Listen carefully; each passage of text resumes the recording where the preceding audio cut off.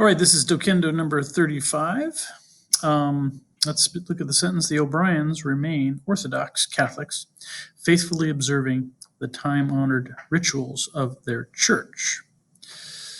So the O'Briens remain Orthodox Catholics. That looks like one clause there.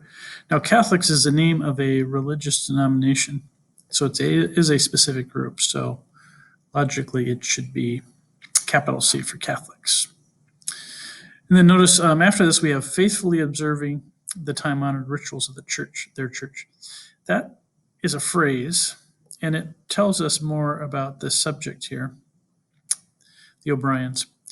But it's basically called a participial phrase, is what it is. And typically when that comes at the end of the sentence like that, you put a comma to separate it from the rest of the sentence. Again, it's not a independent clause. It's not a dependent clause. It's just a phrase that tells us more, kind of like an adjective would, and observing the time-honored rituals of their church.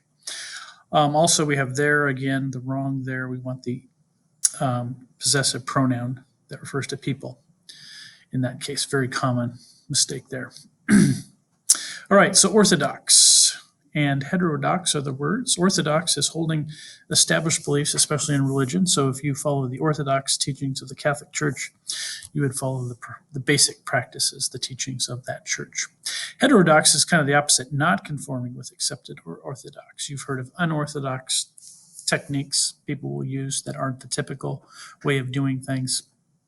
Heterodox is just another way of stating that kind of idea. So ortho relates to straight or right or true from the Greek.